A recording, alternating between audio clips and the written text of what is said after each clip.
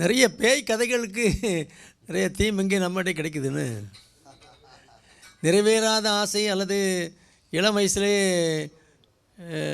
பழிவாங்கப்பட்ட ஆத்மாக்கள் வந்து அது வாழ்ந்து முடிக்காதனால அங்கேயே சுற்றிக்கிட்டு அலையும்.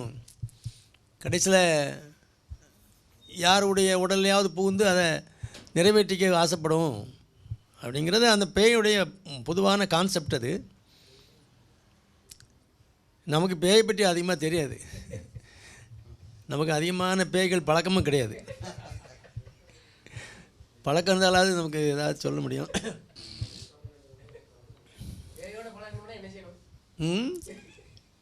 நோயோட தான் பழக்கம் உண்டு, இது வரை பேயோட பழக்கம் கிடையாது.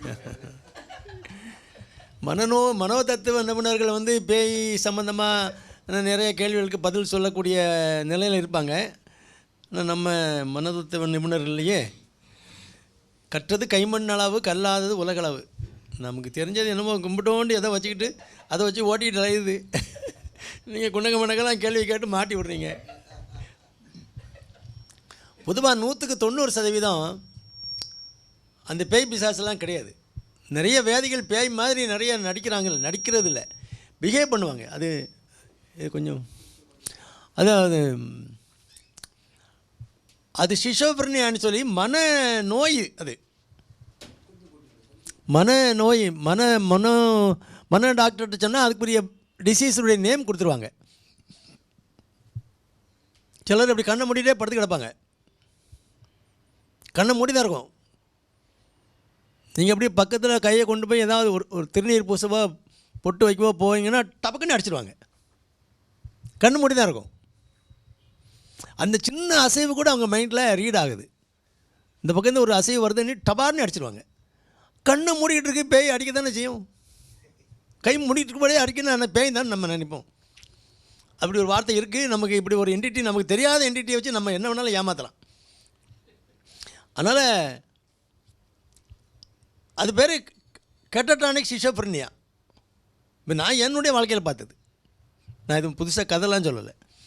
எங்கள் வீட்டிலே நடந்த சமாச்சாரம். எனக்கே ஒன்றும் புரியலை. என்னடா இது ஒன்றும் புரிய மாட்டேங்க வேதினா. அப்புறம் சைக்கியாட்ரிஸ்ட்டை போய் கேட்டால் அவர் ஹிஸ்ட்ரியெல்லாம் கேட்டுட்டு it's catatonic schizophrenia, it's major psychiatric illness. ட்ரீட்மெண்ட்டுக்கு அமனபிள் தான். ஒரு 2 ஷாக் கொடுக்க வேண்டியிருக்கும். அதாவது மயக்கம் கொடுத்து எலக்ட்ரோ கன்வல்சிவ் தெரப்பி கொண்டு வருவாங்க. ஃபிட்ஸ் கொண்டு வந்துடுவாங்க. ஃபிட்ஸு உண்டு பண்ணி விடுவாங்க. டக்குன்னு இருந்து வெட்டிட்டு கிடக்கும். அதை பாதுகாப்பாக பல்லு இதெல்லாம் கடிப்பட்டுறாமல் வச்சுக்குவாங்க. மயக்க டாக்டருடைய கண்ட்ரோல் தான் பண்ணுவாங்க. கொடுத்துட்டோன்னா அப்புறம் கொஞ்சம் நேரம் 2 மணி நேரம் தூங்குவாங்க, வீட்டுக்கு கூப்பிட்டு வந்துடலாம்.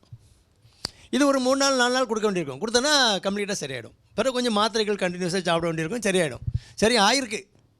இது என்னென்னு சைக்காட்ரிஸ்ட்டை போகனால நம்ம என்ன நினைப்போம், ஏதோ பிசாசு தான் இருக்குது, கரெக்டாக அந்த நேரத்துக்கு வருது, சேட்டை பண்ணுது, நீ என்ன பண்ணாலும் ஒன்று அடித்து தூக்கி தூர போட்டுருது, அவ்வளோ சக்தி இருக்குது, ஆகா ஓகாங்கிறோம். கடைசி என்ன பண்ணணும், உடனே பக்கத்து வீட்டில் அவன் அது அங்கே இந்த முனி வந்து அங்கே கேரளாவில் உள்ள முனி, அது நேராக அங்கே வந்திருக்கு. நம்ம அந்த கேரளா வைத்தியசாலையே எனக்கு தெரியும்.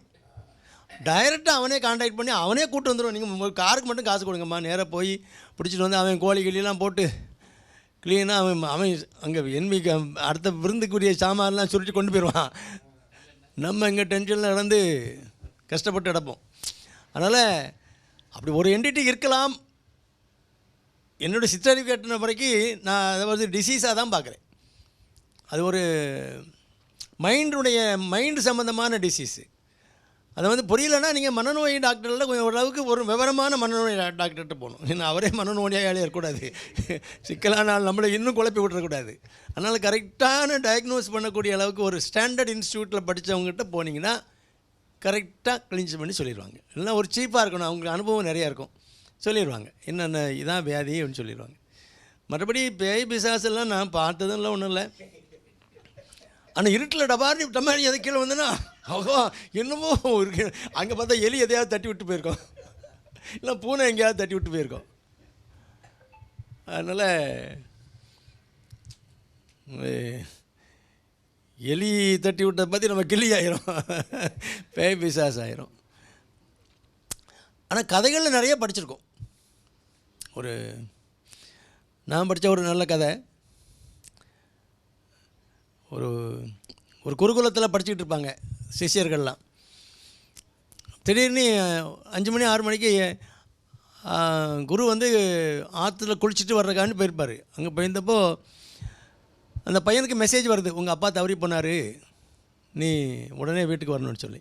அந்த காலத்தில் நடந்தானே போனோம். அவன் வந்து உடனே ஓடி வந்து குருக்கிட்ட நம்ம ஆசீர்வாதம் வாங்கிட்டு போயிடுவோம் அப்படின்ட்டு குருவேனு காலில் விழுந்து கும்பிட்டு ஆசீர்வாதம் பண்ணுங்க, எங்கள் அப்பா தவறி போனார், நான் அதுக்கு ஒரு காரியங்கள்லாம் பண்ணிட்டு வந்துடுறேன்ட்டு. உடனே அவர் அங்கேயும் பார்க்குறாரு, எதையாவது கொடுத்து விடணுமே, நல்ல சிஷ்யன், ஏதாவது கொடுத்து விடணுன்னு அப்படியே பார்த்துட்டு ஒன்றும் இல்லைன்னு ஆற்றுல மண் இருக்குல்ல, அந்த மண்ணை அப்படி கொஞ்சம் அள்ளி நல்லாரு அப்படின்னு சொல்லி அவர் கையில் கொடுக்குறாரு. அவன் கையில் வாங்கி முடிஞ்சு வச்சுக்கிட்டான். முடிஞ்சு வச்சுக்கிட்டு ஸ்டார்ட் பண்ணுறான். அவன் பாட்டில் அவர் கொடுத்த பொக்கிஷத்தை ஆற்று மணலை வச்சு முடிஞ்சுக்கிட்டு நேராக போகிறான். போனால் கொஞ்சம் தூரம் பண்ணோன்னே இருட்டிட்டு, அந்த காலத்தில் எல்லாம் ஆட்சி கட்சிலாம் ஒன்றும் கிடையாது. எங்கேயாவது எல்லா வீட்லையும் திண்ணை இருக்கும். வெளியூர்காரங்க அது படுத்துருந்தாங்கன்னா திண்ணையில் படுத்துருப்பாங்க. என்ன யார் என்னென்னா, இம்மா அந்த ஊர் நான் போக வேண்டியது கொஞ்சம் நேரம் ஆகிட்டுமா, நான் நைட் படுத்துருந்து காலையில் போயிடுவேன் எப்படிம்மா. சரி போகலாம். சாப்பிட்டியா, இல்லைன்னா எதாவது கொடுப்பாங்க, சாப்பிட்டு படுத்துக்கலாம்.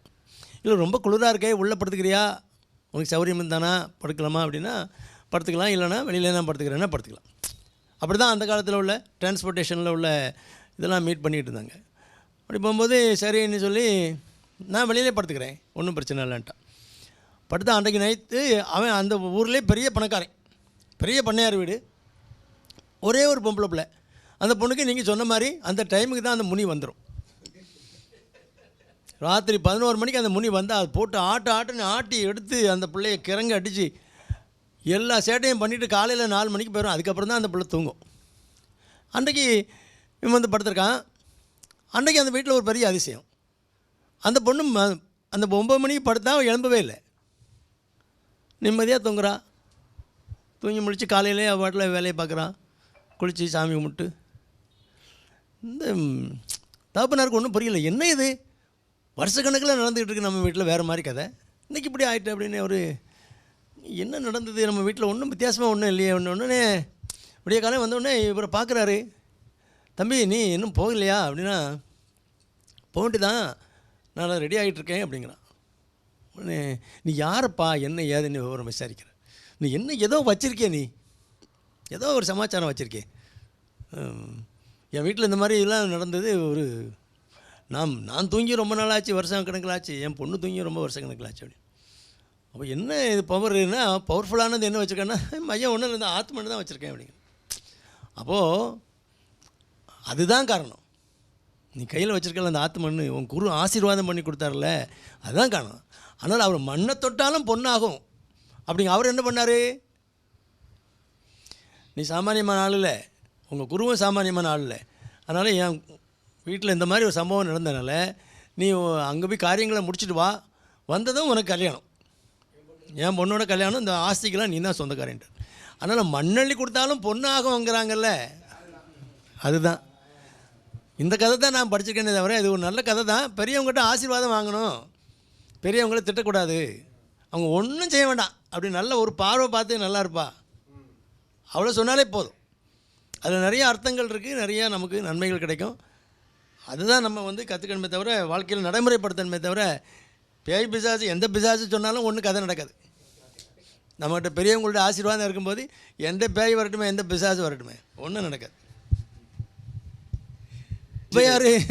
அவையார் அருமையாக சொல்லியிருக்காங்க, ஏசியிடலின் இடாமையே நன்று, எதிரில் பேசும் மனையாளில் பேய் நன்று. அந்த மாதிரி நீங்கள் சொன்னீங்களா, பெண்களுக்கும் பேய்களுக்கும் ரொம்ப சம்மந்தம் இருக்கும். நீ அவையார் வந்து பெண் தானே, ஆனால் அந்த அம்மா சொல்லியிருக்காங்க, ஏசியிடலின் இடாமையே நன்று. ஒருத்தன் வந்து ஐயா ஏதோ இல்லை எரும மாடு மாதிரி இருக்க, உழைச்சி திங்க வேண்டியதுனால அப்படின்னு ஒரு ரூபாய் போடுறது. அது அவனுக்கு 1 ரூபா ஒன்றுக்கும் ஆகாது. ஒரு 50 ரூபா கொடுத்தா என்னதாவது 2 வடை சாப்பிட்டு போவான், என்னதாவது ஒரு டீயை குடிச்சிட்டு போவான். ஒன்று கற்று போய் 8 1 ரூபாய்க்கு அவன் கையில் பாக்கெட்டில் போடுவான். அதுக்கு இவன் என்ன மாடு மாதிரி இருக்கான், உழைச்சி திங்க வேண்டியதானே அப்படின்னு அப்படி 1 ரூபா போடுறது. அப்படி ஏசி இடலின் இடாமையே நன்றி. நீ சும்மா இருல, சும்மா இரு, அவனை திட்டுறதுக்கு. அப்படி ஏசிட்டு போடுறத விட போடாமல் இருக்கிறது நல்லது. எதிரில் பேசும் மனையாளில் பேய் நன்று. ஏம்மா அதை எடுத்து இந்த பக்கம் வையுமா, அவனை ஆமாம் இவ சொல்லி வைக்க, இவங்க சொல்லிட்டாரு வைக்கிறது. அவங்க வந்தாங்களா? ஆமாம், எந்த நாளும் அவர் தான் வருவார் போவார், கேட்டுக்கிட்டு இருக்கேன். சொல்லி முடிக்கும்னாலே அதுக்கு ஒரு பதில் வந்துடும். சில வீடுகளில், எங்கள் வீட்டை பற்றி சொல்லலை, சில வீடுகளில் என்னத்தை சொன்னாலும் திருப்பி சொல்கிறதுக்கு ஒரு வார்த்தை வச்சுருப்பா. அந்த மாதிரி எதிரெதிரே பேசுகிறாள். அந்த மாதிரி பொண்ணாக இருந்தால் அவளை விட பேய் நல்லதான். நீங்கள் பேய் பார்க்கல நீங்களே. அதனால் நல்ல பேயாக இருக்கணும்னா இப்படிலாம் கேரக்டர் மாற்றிக்க வேண்டியிருக்கு. எதிர்த்து பேசுனா நீ நல்ல பேய்ங்கிறாரு. யார்? நான் சொல்லலை, ஔவையார் சொல்கிறாரு. எதிரில் பேசும் மனையாளில் பேய் நன்று. பயங்கரமான